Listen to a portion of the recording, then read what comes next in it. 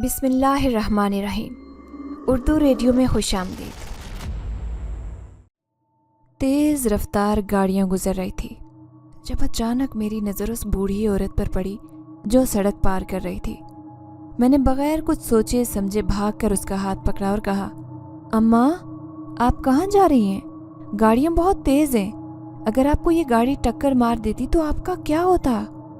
वो औरत मेरे सवाल पर रुक गई और गहरी सांस लेते हुए बोली, बेटी मैं बाजार जा रही थी लेकिन रास्ता अबूर करना मुश्किल हो रहा था। मैंने उसके झुर्रियों भरे चेहरे को देखते हुए सोचा कि इसकी उम्र ज़्यादा हो चुकी है, लेकिन उसकी नीली आंखों में एक अजीब सा जादू था। यूँ लगता जैसे वो किसी रियासत की शहजादी रही हो। जब मैंने उसका हाथ मजबूती से पकड़ा तो ऐसे महसूस हुआ कि जैसे मैंने बर्फ़ को छू लिया हो। हैरानी में मुब्तला मैंने उसे सड़क पार करवाने का फ़ैसला किया और हम दोनों आहिस्ता आहिस्ता चलते हुए एक बड़े से दरख्त के पास जाकर बैठ गए। मैंने कहा, अम्मा आप किसके साथ हैं? कहाँ जाना चाहती हैं? उसने कांपती हुई आवाज़ में जवाब दिया, बेटी मैं बाज़ार फल लेने गई थी लेकिन अब मुझ में मज़ीद चलने की ताकत नहीं है। क्या तुम मुझे फल खरीद कर दे सकती हो? मैंने हैरत से उसे देखा, फिर सोचा कि मेरे पास इस वक्त कुछ खाने की अशिया मौजूद हैं जो मैं घर के लिए ख़रीद रही थी। मैंने अपना सामान खोला और उसमें से कुछ फल निकाल कर उस बूढ़ी औरत को देने लगी। वो ममनूनियत से मुस्कुराई और मेरे सर पर हाथ फेरा जैसे मुझे दुआएं दे रही हो। मुझे अजीब सा सुकून महसूस हुआ, जैसे कोई भारी बोझ मेरे दिल से उतर गया हो। मैंने उनके हाथ पर बोसा दिया और कहा, अम्मा आपको कहाँ जाना है? मैं आपको वहाँ पहुँचा देती हूँ। वो मुस्कुराते हुए बोली, नहीं बेटी तुम जाओ, मैं खुद ही घर पहुँच जाऊँगी। तुम बहुत नेक दिल मालूम होती हो। अल्लाह तुम्हें किसी रियासत की मलिका बनाए। उसकी ये दुआ सुनकर मैं मुस्कुराते हुए दिल में कह रही थी, ये दुआ तो कभी पूरी नहीं हो सकती। मैं गरीब घराने से हूँ और रियासत की मलिका बनना महज एक ख्वाब है। लेकिन उसके अल्फाज में जो प्यार और खुलूस था उसने मेरे दिल को छू लिया। मैंने एक रिक्शा रोका और उससे कहा कि वो अम्मा को जहाँ वो जाना चाहती है वहाँ उतार दे। मैंने रिक्शे का किराया भी अदा कर दिया और वो बूढ़ी औरत मुस्कुराते हुए रिक्शे में बैठ गई। मेरे दिल में एक अजीब सा एहसास था जैसे कुछ खास होने वाला हो। मैंने अपना सामान समेटा और घर की तरफ चल दी। घर आकर मैंने सारा सामान अम्मा को दिया और वो लिस्ट भी थमा दी जो उन्होंने मुझे दी थी। आज मेरी तनख्वाह आई थी, इसलिए मैं चाहती थी कि घर का सारा राशन एक साथ ही डलवा दूं ताकि मुझे महीने भर की फ़िक्र ख़त्म हो जाए। वैसे भी रोज़ सुबह सवेरे मुझे काम पर जाना होता था और एक एक चीज़ लाना मेरे लिए मुश्किल का बायस बनता था और काम में देरी हो जाती थी। अम्मा खामोशी से सामान देख रही थी, शायद सोच रही थी कि कैसे ये दिन गुजार रहे हैं और हम कैसे उस मुश्किल का सामना कर रहे हैं। मेरी माँ को हमेशा ये फ़िक्र लाहक होती थी कि मैं अपनी बेटियों की शादियाँ कैसे करूँगी और कब तक हमें कमा कर तू खिलाएगी। मैं हमेशा अम्मा से कहती कि अम्मा देखना आपकी और अब्बा की दुआओं से एक दिन मुझे किसी रियासत का शहजादा ब्याह कर ले जाएगा। वो मेरी उस बचकाना सी बात पर हंस देती, खा उनका मूड कितना ही ख़राब क्यों ना होता। फिर मैं करीब बैठकर रानिया का होमवर्क चेक करने लगी। वो मेरी छोटी बहन थी लेकिन मेरे लिए जैसे अपनी ही बच्ची हो।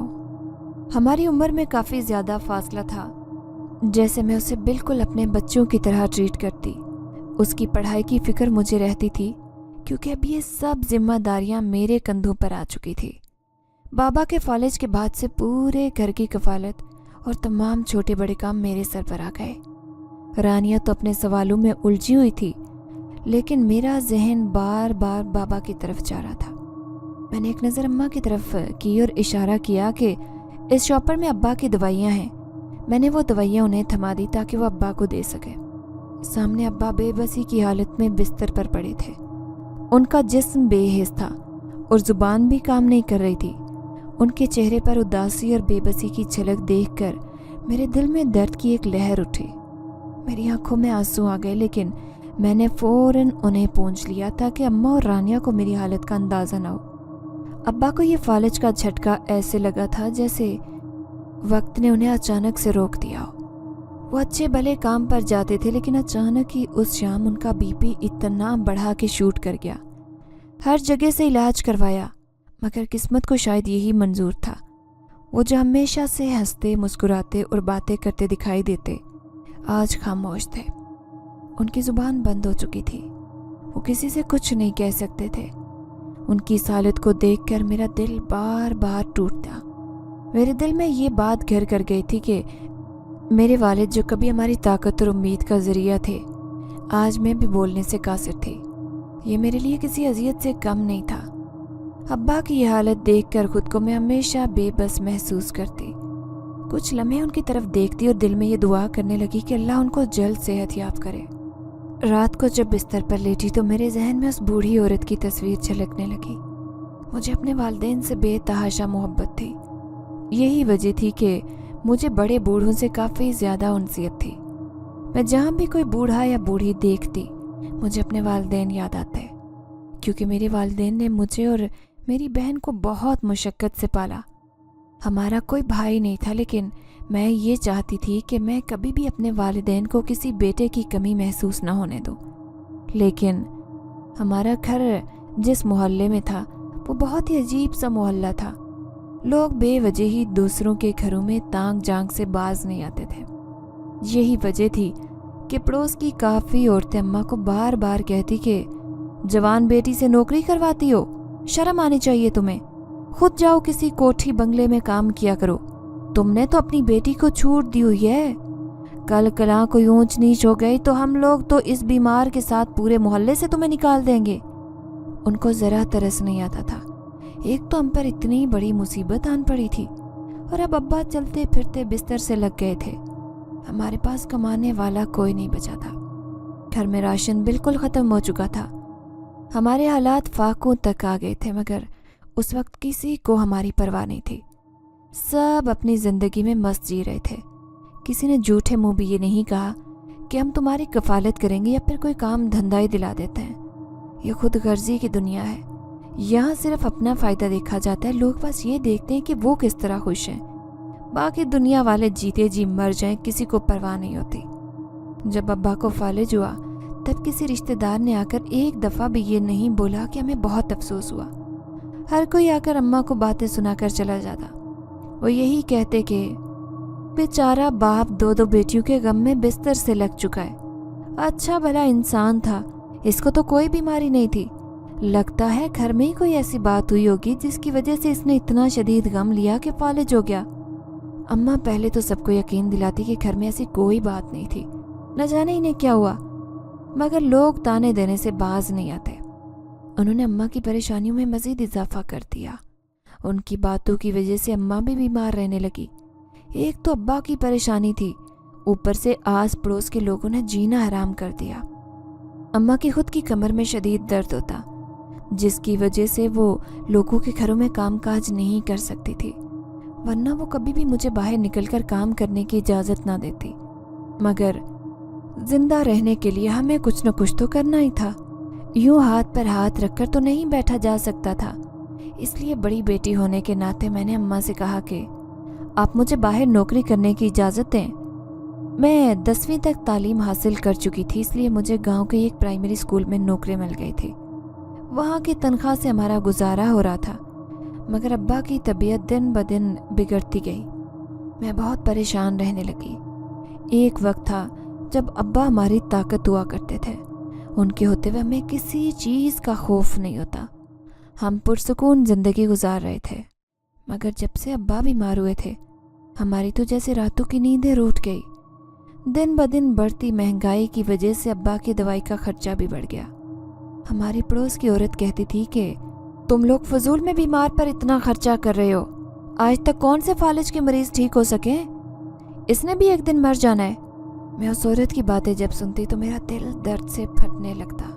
मैं यही कहती कि आंटी, खुदारा अगर आप लोग हमारे किसी अच्छे के नहीं हैं तो मेरे अब्बा के बारे में ऐसी बातें ना करें। ज़िंदगी और मौत अल्लाह के हाथ में है। वो जिसे चाहे ज़िंदगी दे, जिसे चाहे मौत दे। हम लोग कौन होते हैं किसी की ज़िंदगी का फैसला करने वाले? मेरी बात सुनकर पड़ोसी औरत नाक चढ़ाकर कहती कि तेरा तो बहुत नखरा हो गया है।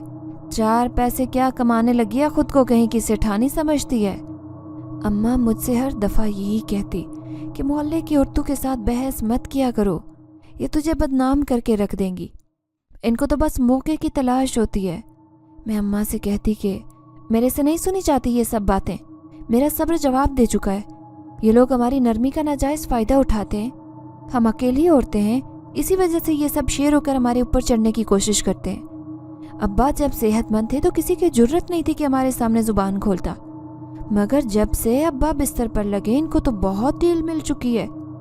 हमें अपने आप को खुद ही मजबूत बनाना होगा, वरना ये लोग हमें चींटी की तरह मसल कर रख देंगे। इसी तरह मैं एक रोज़ काम पर जाने के लिए घर से निकली थी कि मुझे ऐसे महसूस हुआ जैसे कोई मेरा पीछा कर रहा हो। मैंने मुड़कर देखा मगर कोई दिखाई नहीं दिया। मैंने अपना वहम समझा, सर झटका। अभी सुबह का वक्त था, इसलिए इर्द गिर्द कोई मौजूद नहीं था। मैं सुनसान सड़क पर चल रही थी कि एकदम से किसी की सीटियों की आवाज़ से मैं घबरा गई। मैंने मुड़कर देखा तो एक लफंगा सा आदमी मेरा पीछा करते हुए आ रहा था। वो मुझे गलीज नज़रों से घूर रहा था। मैंने आसपास देखा तो कोई दूसरा इंसान नहीं था। खौफ की वजह से मेरे गले में एक गिलहटी उभर कर मातूम हुई। मैंने अपनी चाल मज़ीद तेज़ कर ली ताकि जल्दी से ये रास्ता ख़त्म हो। मुझे अच्छे से पता था कि इस वक्त यहाँ लोग बहुत कम होते हैं। अगर इस गुंडे ने मेरे साथ कोई बदतमीज़ी करने की कोशिश की तो मैं अपनी जान कैसे बचाऊंगी। मैं एक कमज़ोर सी लड़की थी, जबकि वो एक हट्टा कट्टा आदमी था। वो मुझे कहने लगा, अरे हसीना, किधर भागती जा रही हो? मुझे समझ नहीं आई कि क्या करूं, क्योंकि वो मेरे बहुत करीब आ चुका था। मैंने चिल्लाते हुए कहा कि खुदारा मेरी जान छोड़ दो, क्यों मुझे बदनाम करना चाहते हो? मैंने तुम्हारा क्या बिगाड़ा? मगर वो आवारा आदमी मेरी किसी बात को नहीं सुन रहा था, बल्कि घटिया कह के लगाने लगा। मैंने पूरी कुव्वत लगाकर तेजी से भागने लगी। आखिरकार जब स्कूल आया तो मैंने सुक्का सांस लिया। स्कूल का चौकीदार मुझे ऐसा डरा देखकर जल्दी से पूछने लगा कि मैडम जी, क्या हुआ? ऐसे क्यों भागती हुई आ रही थी? क्या कोई परेशानी वाली बात है? डर की वजह से मेरा रंग पीला जर्द हो चुका था और सांस भी तेज भागने की वजह से फूली हुई थी। मैं ऐसी मेरी हालत देखकर वो कुछ मशकूक हुआ। मैं घबरा गई कि ये चौकीदार मुझे गलत न समझ बैठे। अगर इसने प्रिंसिपल से कोई शिकायत कर दी तो मेरी तो नौकरी को खतरा हो सकता था। हम सब उसी नौकरी पर मुनासिर थे। अगर ये भी चली जाती तो हम तो सड़क पर आ जाते। मैंने जल्दी से चौकीदार से कहा कि एक जंगली कुत्ता मेरे पीछे पड़ गया था, उसी से जान बचाते भागते हुए आई हूँ। तब जाकर वो मुतमईन हुआ, मगर ये सब रोज़ाना होने लगा। वो बदमाश लड़का हर रोज़ मेरा पीछा करने लगा। अब तो मोहल्ले के कुछ लोग भी उस लोफर को मेरा ताक़ुब करते देख चुके थे। हमारा मोहल्ला कोई इतना बड़ा नहीं था।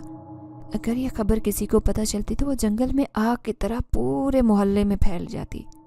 पड़ोस की औरत अम्मा के पास आकर उनको कहती, बहन, मैं तो कहती हूँ अपनी बेटी को घर बिठा ले, मुझे इसके लक्षण ठीक नहीं लगते। ज़रूर इसका किसी के साथ कोई चक्कर चल रहा है। लगता है तेरी नाक में धूल झोंक रही है। पूरा मोहल्ला जानता है कि इसका आशिक रोज़ाना इसका पीछा करता है। क्या पता ये रोज़ उससे मुलाकातें करने जाती और तुझे कानू कान खबर भी नहीं। मैं तो कहती हूँ अपनी बेटी की लगामें कस के रख। अगर कोई बदनामी वाली खबर हम तक पहुँची तो तुम लोगों को धक्के देकर इस इलाके से निकाल दिया जाएगा। हम लोग शरीफ कराने से हैं, ऐसी वाहियात हरकतें हम बर्दाश्त नहीं करेंगे। तुझे इसलिए पहले बता दिया ताकि तू खबरदार हो जाए और वक्त रहते ही अपनी बेटी को काबू कर ले। मेरी अम्मा ये बात सुनकर तड़प उठी।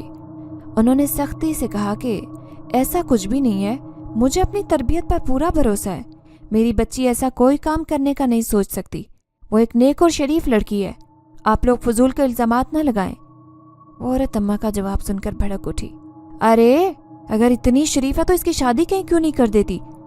आखिर कब तक तो इसको घर बिठा कर रखेगी?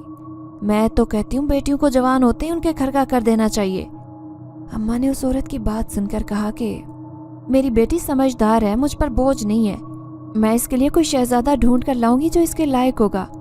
अब मेहरबानी करके यहाँ से चली जाएं और दोबारा हमारे घर ना आना। मैं बहुत ज़्यादा डर गई थी कि अब क्या होगा। अब बात हमारी इज्जत पर आ गई थी। हर कोई हमारे बारे में बातें कर रहा था। स्कूल से भी मुझे प्रिंसिपल ने कह दिया था कि आपके बारे में बहुत सी बातें सुनने को मिली हैं। اگر ایسا ہی چلتا رہا تو ہم آپ کو یہاں مزید کام پر نہیں رکھ سکیں گے. آپ کی وجہ سے ہمارے اسکول کا نام خراب ہو رہا ہے. ہم ایسے اپنا کاروبار خراب نہیں کر سکتے. میں سب کو سمجھا کر تھک چکی تھی مگر کسی کو یقین نہیں آتا تھا. پھر وہی ہوا جس کا مجھے ڈر تھا. چوکیدار نے ایک دن اس آوارہ لڑکے کو میرا پیچھا کرتے دیکھ لیا اور میری بدقسمتی یہ تھی کہ میں اس سے یہ کہہ رہی تھی کہ تمہیں خدا کا واسطہ ہے میری عزت خراب نہ کرو. تمہاری وجہ سے میری زندگی مشکل میں پڑ چکی ہے. اگر میری نوکری چلی گئی تو ہم سڑک پر آ جائیں گے. مگر وہ انتہا کا ڈھیٹ انسان تھا. اس نے ایک دم سے میرے جڑے ہوئے ہاتھوں کو اپنے ہاتھوں میں قید کر لیا اور کہنے لگا, تجھے کیا لگتا ہے میں تیری ان باتوں میں آ جاؤں گا؟ میں تیرا پیچھا نہیں چھوڑنے والا. تو میرا کیا بگاڑ لے گی؟ وہ یہ کہتے ہی ہنسنے لگا. چوکیدار یہ سارا منظر دور سے دیکھ رہا تھا. اس نے اسی وقت جا کر اسکول کے پرنسپل سے میری شکایت لگا دی کہ میرا سچ میں ایک لڑکے کے ساتھ چکر چل رہا تھا اور میں دن دہاڑے اس کے ساتھ عشق معشوقی کرنے میں لگی تھی. پرنسپل نے اسی وقت مجھے کام سے نکال دیا. میں نے ان کی بہت منت کی, ان کے پیر تک پکڑنے کو تیار تھی کہ یہ سب جھوٹ ہے. آپ تو جانتے ہیں کہ میں ایسی لڑکی نہیں ہوں. اتنے سالوں یہاں کام کیا, میں بھلا کیوں خود اپنی عزت داؤ پر لگاؤں گی؟ میں ایک شریف لڑکی ہوں. وہ لڑکا جان بوجھ کر مجھے بدنام کرنے کی کوشش کر رہا ہے. ضرور اس کا کوئی مقصد ہے. آپ مجھ سے میری روزی نہ چھینیں. میرے ابا بستر مرگ پر پڑے ہیں. اگر ان کو دوائیاں نہ ملی تو وہ مر جائیں گے. مجھ پر ترس کھائیں. میں روتی ہوئی ان کے آگے فریاد کرنے لگی مگر وہ تو جیسے پتھر کے ہو گئے تھے. میرے اتنے سالوں کا کام ان کو نظر نہیں آیا. آج تک میں نے اپنی عزت پر ایک چھینٹ تک نہیں آنے دی تھی. ہر قدم پھونک پھونک کر لیا تھا کیونکہ اماں مجھے ہمیشہ کہتی تھی کہ لڑکی کی عزت بڑی نازک ہوتی ہے. اس کو اپنا خیال اپنی جان سے زیادہ رکھنا پڑتا ہے. ایک لڑکی مر تو سکتی ہے مگر اپنی عزت پر کوئی آنچ نہیں آنے دے گی. مگر مجھے کیا پتا تھا کہ میری قسمت میں یہ بدنامی لکھ دی گئی تھی.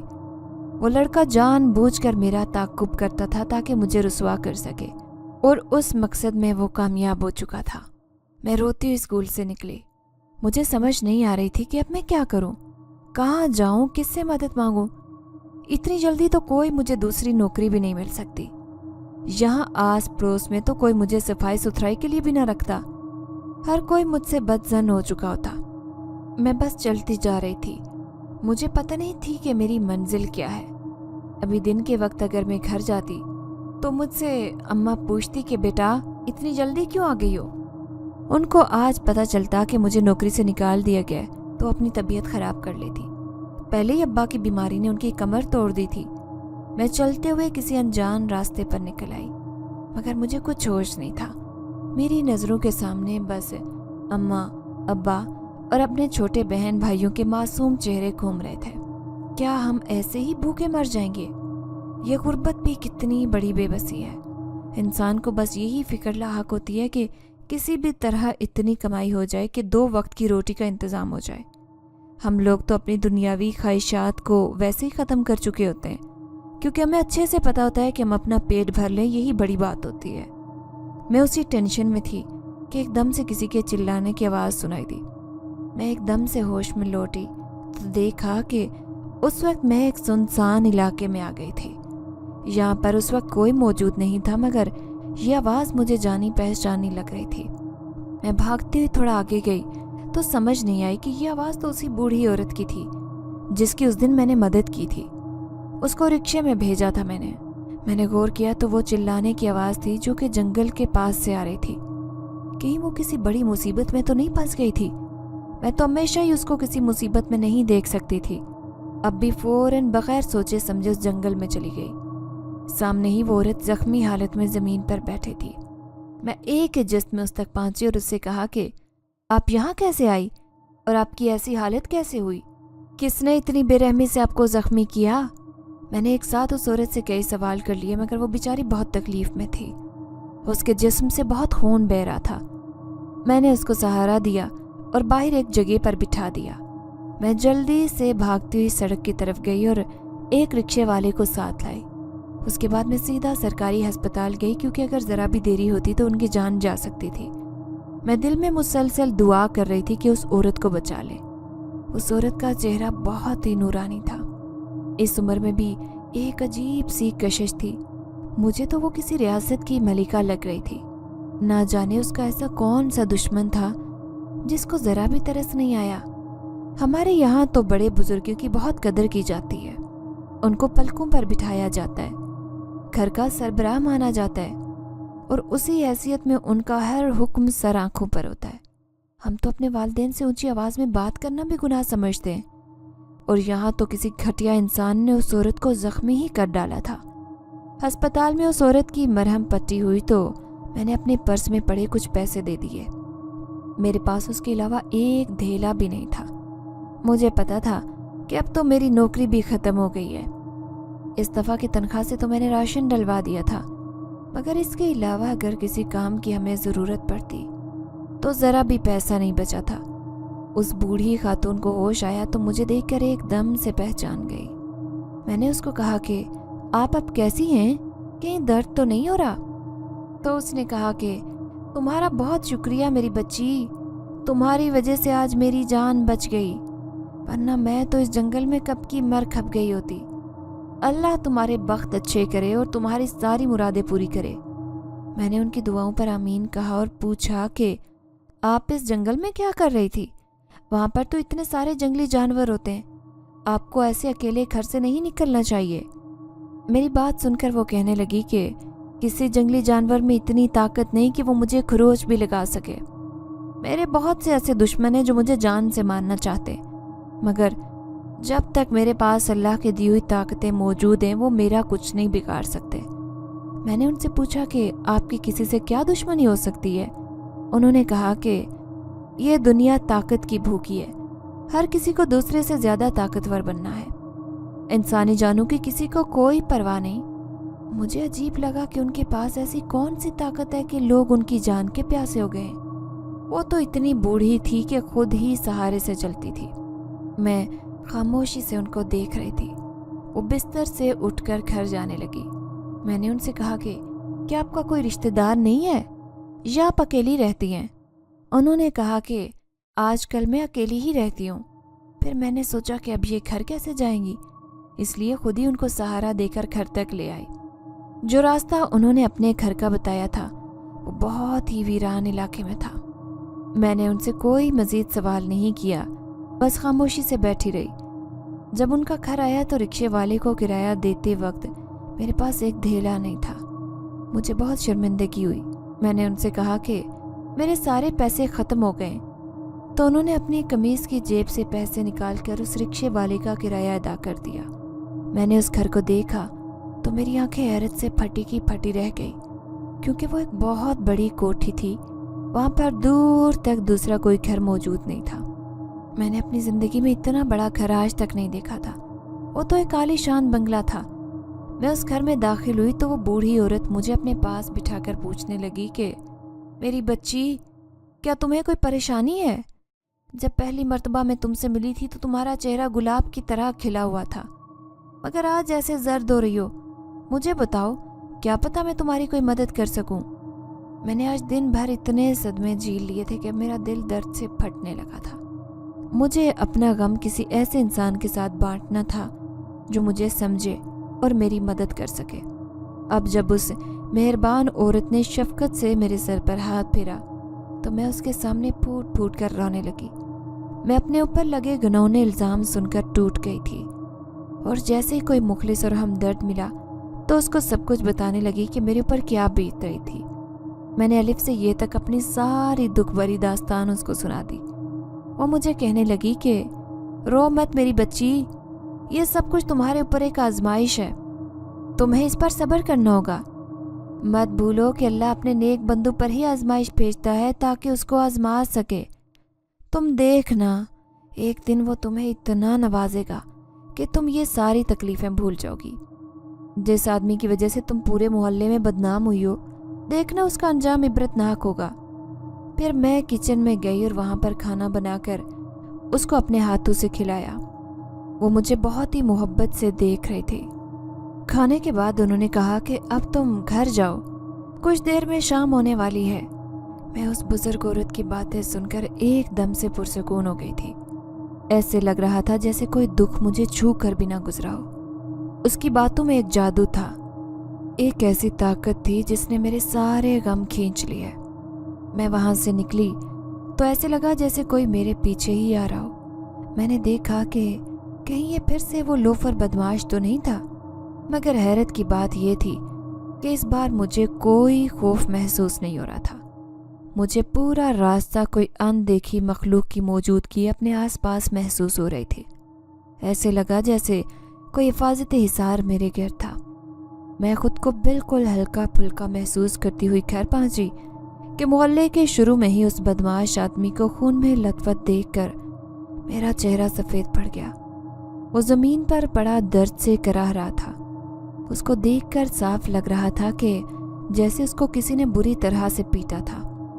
मुझे एकदम से उस बूढ़ी औरत की बात याद आई जब उसने कहा था कि उस लड़के को सबक ज़रूर मिलेगा। उस वक्त ही उस खातून की आंखें सुर्ख अंगारा हो गई थी। ये लड़का मेरी ज़िंदगी में किसी भयानक ख्वाब की तरह आया था जिसने मेरी ज़िंदगी को अजाब बना कर रख दिया। मेरी इज्जत जो हर लड़की के लिए ख़जाने की तरह होती है, उसको दो कौड़ी का करके रख दिया। आज हर कोई मोहल्ले में मुझे बदचलन और आवारा लड़की के नाम से जानता। कोई मेरी पाक दामनी पर यकीन नहीं कर रहा था, क्योंकि ये तो इस मुआशरे का अलमिया है कि कसूरवार हमेशा औरत को ही ठहराया जाता है। सबको अच्छे से पता है कि ये लड़का एक नंबर का छटा हुआ बदमाश और आवारा है। जगह जगह मुंह मारने की उसकी पुरानी आदत है। आज तक कोई लड़की उसकी गंदी नज़रों से बच नहीं सकी थी। इलाके की छोटी छोटी बच्चियां भी घरों से बाहर निकलते वक्त खुद को अच्छे से ढांप कर निकलती थी, क्योंकि उनको पता था कि यहाँ पर एक इंसान के रूप में दरिंदा छुपा बैठा है जो इसी ताक में होता था कि कोई लड़की उसके जाल में फंसे और वो उसको नोच कर रौंद डाले। मगर मेरे साथ मेरे रब का साथ था, जो मैं अब तक उस शैतान के शर से बची रही थी। वो मुझे हाथ भी नहीं लगा सका, मगर उसने इसी बात का बदला मुझसे इस अंदाज में लिया था कि मैं गुनहगार ना होते हुए भी सबसे नज़रें चुरा रही थी। मेरी अम्मी मुझे कहती थी कि मेरी बेटी, ये दुनिया चाहे जितनी भी बातें करे और तुम्हें अजियत भरी बातें सुनाए, मुझे तुम पर पूरा यकीन है। मैं जानती हूँ कि तुम्हारी परवरिश मैंने की है और मुझे फ़ख्र है अपनी बेटी पर। वो ये सब बातें मुझे हौसला देने के लिए करती थी, मगर मेरा तो ये सोच सोच कर दिल बैठा जा रहा था कि अब आगे की ज़िंदगी कैसे गुजरेगी। मैं जल्दी से उस लड़के के ज़ख्मी वजूद के करीब ही गुजरती घर में दाखिल हो गई। मैं घर के अंदर आई तो अम्मा मेरा पीला जर्द चेहरा देखकर पूछ बैठी कि बेटी, तुझे क्या हुआ है? तू इतनी डरी हुई क्यों है? क्या कोई बात हुई है? मैंने अम्मा को बताया कि अम्मा, जो लड़का मेरा पीछा करता था उसको किसी ने बुरी तरह से पीटा है। वो इधर बाहर ही बेहोश पड़ा है। अम्मा कहने लगी कि अगर इस इलाके के लोगों ने देख लिया तो हमारे लिए मज़ीद मुश्किलात पैदा हो जाएंगी। वो तो पहले ही हमारा जीना आराम किए हुए हैं। इस खून खराबे के बाद तो उन्होंने हमें यहाँ से धक्के देकर निकाल देना है। अम्मा सर पकड़कर बैठ गई थी। मैं अम्मा को तसल्ली देने के लिए झुकी हुई थी कि बाहर से शोर शराबे की आवाज़ें आना शुरू हो गई। कुछ ही देर में हमारे घर का दरवाज़ा ज़ोर ज़ोर से बजने लगा। ऐसे लगा जैसे वो गुस्से में उसको तोड़ने की कोशिश कर रहे हों। दरवाज़ा खोलो। एक जवान जहान लड़के को इतना ज़ख्मी करके तुम माँ बेटी अंदर छुप कर बैठी हो। अम्मा को पता था कि ये सब ऐसे ही नहीं टलने वाले थे। एक न एक दिन तो इनका सामना करना ही था। उन्होंने जो ही गेट खोला तो हमारी पड़ोस वाली औरत कुछ दूसरी औरतों और मर्दों के साथ अंदर घुसने और चिल्लाने लगी कि कहाँ है तुम्हारी वो पाकबाज लड़की, जिसने पहले तो दिन दिहाड़े हमारे लड़के को अपनी अदाएं दिखाकर लट्टू बनाया, फिर जब जी भर गया तो उसको अपने किसी दूसरे आशिक से मार पड़वाई। अरे मैं कहती हूँ ऐसी लड़की को तो चुल्लू भर पानी में डूब कर मरना चाहिए। बाप क्या बिस्तर से लगा, इसने तो अपनी लड़की होने का भी लिहाज नहीं किया। मैं बता रही हूँ, ऐसी बदचलनी इस मोहल्ले में नहीं चलेगी। पहले भी हमने तुझे खबरदार किया था कि अपनी बेटी की लगामें कस के रख ले। ये कोई ना कोई चांद जरूर चढ़ाएगी। इसके लक्षण मुझे ठीक नहीं लग रहे, मगर तूने मेरी एक बात कान से सुनकर दूसरे कान से निकाल दी। अब तेरी लाडली ने अपने पीछे न जाने कितने आशिक लगा कर रखे हुए हैं। तुम लोग जितनी जल्दी हो सके अब या तो इस मोहल्ले को छोड़ दो या फिर इस गंद की पोटली को यहाँ से रुखसत कर दो। मेरी माँ उनकी यही बातें सुनकर कह रही थी कि آپ لوگوں کو یقین کیوں نہیں آتا؟ ہم نہیں جانتے اس لڑکے کو کس نے زخمی کیا۔ ہم لوگ تو خود پریشان ہیں کہ یہ سب کچھ کیا ہو رہا ہے۔ آپ لوگ تو ہمارے محلے دار ہیں۔ آپ لوگوں کو چاہیے کہ اس مشکل وقت میں ہمارا ساتھ دیں۔ پہلے ہی ہم پر مصیبتوں کے پہاڑ ٹوٹے ہوئے ہیں، آپ لوگ آ کر مزید پریشان کر رہے ہیں۔ خدا را کسی کو اتنا نہ آزمائے کہ اس کی آہ عرش تک پہنچے۔ میری اماں یہ کہتے ہوئے پھوٹ پھوٹ کر رونے لگی۔ اماں کا صبر اب جواب دے چکا تھا، ان کی بس ہو چکی تھی۔ کب سے ابا کو اس حال میں دیکھ دیکھ کر ہماری کمر ٹوٹی ہوئی تھی، اور اب اس گھٹیا الزام نے تو میرے پیروں تلے سے زمین ہی کھینچ لی تھی۔ اماں کی ایسی حالت دیکھ کر بھی اس پڑوسی عورت کو ذرا بھی ترس نہیں آیا۔ اس نے فوراً سے کہا، اگر اپنے گھر میں سکون کی زندگی جینا چاہتی ہو تو آج کے آج ہی اپنی بیٹی کے عاشق سے اس کا نکاح پڑھواؤ اور اس کو چلتا کرو، ورنہ مجبوراً تم سب گھر والوں کو اس علاقے سے جانا ہی ہوگا۔ ہماری بھی یہاں بیٹیاں ہیں آخر، اگر وہ یہ سب دیکھیں گی تو اسی کے نقش قدم پر چلنے لگ جائیں گی نا۔ وہ سب اب ایک ہی رٹ لگائے ہوئے تھے اور وہ کسی بھی صورت وہاں سے ہلنے کو بھی تیار نہیں تھے۔ میں نے اماں کو اپنے کمرے میں بلا کر کہا کہ اب ہم کیا کریں گے؟ یہ لوگ تو ہماری جان کو آ گئے ہیں۔ ہم دونوں ابھی بات کر ہی رہے تھے کہ تبھی ایک دم سے باہر سے مجھے اسی عورت کا شور آیا کہ دیکھو آ گیا اس لڑکی کا عاشق۔ بڑی کہتی تھی نا کہ میرا کسی کے ساتھ چکر نہیں چل رہا، مگر اب کیا جواب دے گی؟ میں نے اماں کی طرف سفید چہرہ لیے دیکھا اور باہر کی جانب بھاگ گئی۔ سامنے ہی اس بوڑھی عورت کو ایک لمبے چوڑے آدمی کے ساتھ کھڑا دیکھ کر میں چونک گئی۔ وہ بوڑھی عورت مجھے دیکھتے ہی میرے پاس آئی اور کہنے لگی کہ بیٹی تمہاری ماں کہاں ہے؟ مجھے اس سے بات کرنی ہے۔ میں ان کو اپنے ساتھ کمرے میں لے گئی، جبکہ وہ آدمی جو اس عورت کے ساتھ آیا تھا اس کی آنکھیں اس وقت سرخ انگارہ ہو رہی تھی۔ اس کا اونچا لمبا قد وہاں پر کھڑے ہر فرد میں سب سے زیادہ نمایاں تھا۔ نہ جانے اس میں ایسی کون سی پراسرار طاقت تھی کہ کوئی اس کے آگے ایک لفظ بھی نہیں بول رہا تھا۔ وہ پڑوسی عورت جو ان دونوں کے آنے سے پہلے میرے کردار کی دھجیاں اڑا رہی تھی، وہ بھی اب مانو گونگی ہو گئی تھی۔ باہر صحن میں اتنے لوگوں کے ہونے کے باوجود ایک سناٹا سا چھایا ہوا تھا۔ اب میں اندر آ گئی کہ وہ بوڑھی عورت اماں سے کیا کہنے گئی تھی۔ میں کمرے کی دہلیز پر کھڑے ہو کر جو سن رہی تھی وہ تو سن کر میں ساکت رہ گئی۔ مجھے اپنے کانوں پر بالکل یقین نہیں آیا۔ وہ اماں سے کہہ رہی تھی کہ آپ اگر مناسب سمجھیں تو میں اپنے بیٹے ساحل کے لیے آپ کی بیٹی کا رشتہ مانگنے کے لیے آئی ہوں۔ میں آپ سے وعدہ کرتی ہوں کہ آپ کی بیٹی ہمارے گھر میں خوشحال زندگی گزارے گی، اس کو کسی چیز کی کوئی کمی نہیں ہوگی۔ ان کی بات سن کر میری آنکھوں میں آنسو آ گئے۔ اللہ نے ان کو ہمارے لیے فرشتہ بنا کر بھیجا تھا۔ میں تو ان کو جان ہی چکی تھی کہ وہ ایک نیک خاتون تھی، ان کا بیٹا بھی ایک نیک اور شریف لڑکا ہوگا۔ میرے اور میری اماں کے پاس اس وقت اور کوئی بھی دوسرا آپشن موجود نہیں تھا۔ ابھی اگر میں شادی نہ بھی کرتی تو محلے والے ہمیں فوراً ہی یہاں سے نکال باہر کر دیتے۔ میں نے اماں سے کہا کہ اماں میں یہ شادی کرنے کے لیے راضی ہوں۔ اماں سمجھ رہی تھی کہ شاید میں مجبوری میں آ کر ہاں کر رہی تھی، مگر پھر جب میں نے اس بوڑھی عورت سے اپنی پچھلی ملاقاتوں کے بارے میں اماں کو بتایا تو وہ مطمئن ہو گئی، اور پھر یوں کچھ ہی دیر میں ایک انجان شخص کے ساتھ میرا نکاح پڑھا دیا گیا تھا۔ میں نے اس بوڑھی عورت کو دیکھا، وہ بہت ہی زیادہ خوش دکھائی دے رہی تھی۔ اس کا چہرہ 14ویں کے چاند کی طرح دمک رہا تھا۔ اب اس نے میرے سر پر کئی بڑے بڑے نوٹ وار کر ان غریب لوگوں میں بانٹے تھے۔ اماں بھی بہت خوش تھی، کیونکہ ان لوگوں کو کوئی فرق نہیں پڑتا تھا کہ میرا نام اس علاقے میں کتنا خراب ہو چکا ہے۔ وہ تو ایسے خوش دکھائی دے رہے تھے جیسے انہیں کوئی خزانہ مل گیا ہو۔ آس پڑوس کے لوگ جو کچھ دیر پہلے ہی میرے اوپر بڑھ چڑھ کر بہتان لگا رہے تھے اور میری کردار کشی بھی کر رہے تھے، اب وہ میری قسمت پر رشک کر رہے تھے کہ کیسے ایک شہزادوں جیسی آن بان رکھنے والا شخص میرے نصیب میں لکھ دیا گیا تھا۔ वो था ही एक यूनानी देवता जिसमें एक तुलसमाती कशिश थी। अम्मा ने मुझे चंद जोड़ों के साथ कुरान पाक हाथ में थमाया और रुखसत कर दिया। मैं बहुत डर रही थी कि पता नहीं मेरा शोहर कैसा होगा, उसका मिजाज कैसा होगा। जब से शादी हुई थी उसने मेरी तरफ एक मर्तबा आंख उठाकर भी नहीं देखा था।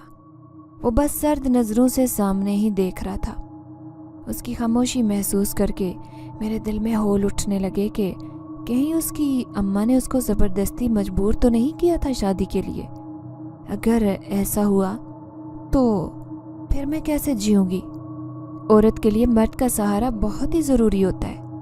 वो अकेली हो तो दुनिया को मौका मिल जाता है उस पर हुक्मरानी करने का, मगर शोहर तो घर का साहिबान होता है, घर का मुहाफिज होता है। उसके होते हुए किसी की जुर्रत नहीं होती घर की औरतों को कोई बाहर वाला आंख उठाकर भी देखे। औरत अपने आप को महरम मर्द की मौजूदगी में पुरसुकून महसूस करती है। इसीलिए तो मर्द को औरत अपने सर का ताज कहती है, क्योंकि वो अपने सर के साईं के होने से ही इज्जत वाली जिंदगी गुजारती है। मर्द ना हो तो लड़की पर कोई भी आसानी से बहुत तान लगा देता है, क्योंकि लोगों को पता होता है कि उसके आगे पीछे कोई भी नहीं है, हम जो चाहें उसके साथ कर सकते हैं। मैं उन दोनों माँ बेटे के साथ उस घर में आई तो मेरी सास ने मुझे एक बड़े से आलीशान कमरे में बिठा दिया और कहने लगी कि बेटी अब तुम आराम करो, वैसे भी बहुत थकी हुई लग रही हो। मैंने इस बात में सर हिलाया और कमरे में कुछ देर बैठकर अपने शोहर का ही इंतज़ार करने लगी। तकरीबन 1 घंटा गुजर गया था मगर कोई भी नहीं आया, तो मैं वहीं बिस्तर पर लेट गई। नींद इस कदर हावी हो गई थी कि कुछ ही देर में मैं नींद की वादियों में खोती चली गई। मैं नींद में ही थी कि ऐसे महसूस हुआ जैसे कोई मेरे पाँव पर हाथ फेर रहा हो। मुझे किसी का लम्स अपनी टांगों पर महसूस हो रहा था। मैंने आंखें खोलकर देखा तो कमरे में गुप अंधेरा छाया हुआ था। मैं डर कर उठना चाहती थी मगर किसी पुरस्रार ताकत ने मेरे पूरे वजूद को अपने कब्जे में कर रखा था। मैं तो हिल भी नहीं पा रही थी। मैंने घबराते हुए कहा कि कौन हो तुम, दूर हो जाओ मुझसे, मेरा शोहर आ गया तो तुम्हारा जीना हराम कर देगा। मेरे माथे पर पसीने के कतरे नमूदार हो गए। अगर किसी ने देख लिया कि मेरे इतने करीब एक अनजान शख्स था तो मेरी तो इज्जत 2 कौड़ी की रह जाती। वो जो कोई भी था मेरे हाथों पैरों को किसी जादुई ताकत से जकड़े रखा हुआ था। खुद को छुड़वाने की तगदू में मेरा पूरा वजूद पसीने से शराबूर हो चुका था। वो शख्स मेरी बात का जवाब भी नहीं दे रहा था। मैं उस अंधेरे की वजह से उस शख्स का चेहरा भी नहीं पढ़ पा रही थी कि आखिर ऐसा कौन था। मुझे तो बूढ़ी अम्मा ने यही कहा था कि उनके घर में बस उनका बेटा और वो ही होते हैं। अचानक से जब उस शख्स का हाथ मेरे दुपट्टे की तरफ आया तो मैं अलग के बल चिल्लाने लगी, बचाओ, कोई है, मेरे कमरे में भूत आ गया है, मुझे बचाओ। मेरी चीखों पुकार सुनकर मेरी सास जल्दी से वहां पर आई और मुझसे कहा, क्या हुआ मेरी बच्ची, तू ऐसे क्यों चिल्ला रही है, क्या कोई बुरा ख्वाब देख लिया था। मैं अपनी सास की आवाज़ सुनकर एक झटके से उठी और हर तरफ निगाह दौड़ाई। वहां पर उस वक्त कोई भी मौजूद नहीं था। वो पुरस्रार शख्स जिसने मुझे जकड़ कर रखा था अब वो भी गायब था। मेरा हाल तो ऐसा था कि काटो तो बदन में लहू नहीं। आखिर कौन आया था इस कमरे में। मुझे तो अपने जिस्म पर अब तक वो लम्स महसूस हो रहा था। मैंने डरते हुए अपनी सास से कहा कि अभी मेरे कमरे में कोई आया था, वो यहीं मेरे करीब था मगर अंधेरे की वजह से मैं उसको देख नहीं सकी। मैं ये कहते ही रोने लगी। मेरी सास मुझे इस कदर डरते हुए देखकर कहने लगी कि अरे यहाँ तो कोई नहीं है, ज़रूर तुम्हारा वहम होगा, हो सकता है तुम्हारी आंख लग गई हो और तुमने कोई भयानक ख्वाब देखा हो। अभी तो साहिल बेटा भी घर पर नहीं है। मैं कैसे यकीन कर लेती कि ये कोई ख्वाब था, जबकि मुझे अच्छे से उसका लम्स महसूस हो रहा था। एक अजीब सी खुशबू भी पूरे कमरे में फैली हुई थी जो उस वक्त थी और जब उसने मुझे जकड़ कर रखा था। मेरा दिल अभी तक खौफ से धड़क रहा था। मैंने अपनी सास को कहा कि आप मेरे पास ही सो जाएं, यहाँ पर अकेले सोते हुए डर लगता है। मगर उन्होंने कहा कि मैं रात को अपने कमरे में अकेली रहकर इबादत करती हूँ, तुम बेफिक्र होकर सो जाओ, यहाँ कोई नहीं है। इतना कहकर वो चली गई। उसके बाद मुझे पूरी रात नींद नहीं आई। میں سوچ رہی تھی کہ میرا شوہر کیوں نہیں آیا تھا؟ کیا اس کو شادی سے ذرا بھی خوشی نہیں تھی کہ ایک نظر آ کر میرا چہرہ ہی دیکھ لیتا؟ اس نے تو مجھ سے کوئی بات بھی نہیں کی۔ پھر صبح کی نماز پڑھ کر میں باہر گئی تو اپنے شوہر ساحل کو اپنی ماں سے بات کرتے سنا۔ وہ دونوں مجھے دیکھ کر خاموش ہو گئے۔ مجھے ایسے لگا جیسے وہ مجھ سے کچھ چھپا رہے ہوں۔ سامنے اس دسترخوان پر ناشتہ لگا تھا۔ میں نے ان دونوں کو سلام کیا اور ساتھ ہی مل کر ناشتہ کیا۔ پھر وہ اوپر بنے ہوئے ایک کمرے میں چلا گیا۔ میں خود کو مصروف رکھنے کے لیے گھر کے کاموں میں لگ گئی۔ میری ساس نے کہا تھا کہ اب سے یہ میرا گھر ہے، میں جو چاہے کر سکتی ہوں، یہاں مکمل طور پر آزادی ہوگی۔ میں گھر کی صفائی میں لگ گئی۔ اس کے بعد کچھ دیر کے لیے چھت پر تازہ ہوا کھانے گئی، مگر وہاں کالے سیاہ بادل چھائے تھے۔ میں حیران ہوئی کہ ابھی تو تیز دھوپ تھی، پھر ایک دم سے طوفانی موسم کیسے ہو گیا۔ مجھے ہمیشہ ہی کالے بادلوں سے خوف تھا۔ نہ جانے کیوں ایسے لگتا جیسے کوئی انہونی ہونے والی ہے۔ میرا دل بیٹھا جا رہا تھا۔ میں نیچے جانے لگی کہ دوسرے پورشن کے کمرے سے کچھ باتوں کی آواز آئی۔ یہاں تو میرا شوہر گیا تھا۔ آخر وہ کس سے بات کر رہا تھا؟ میں نے کان لگا کر سنا تو وہ کسی سے کہہ رہا تھا کہ ہمیں آج ہی رات عمل کر کے ان شیطانی سایوں کا خاتمہ کرنا ہوگا۔ اگر آج رات یہ عمل نہ ہو سکا تو ہمارے پورے جنات قبیلے کا خاتمہ کر دیں گے۔ میں پھٹی آنکھوں سے اس انکشاف کو سن رہی تھی کہ میرا شوہر کوئی انسان نہیں بلکہ ایک جن زاد ہے۔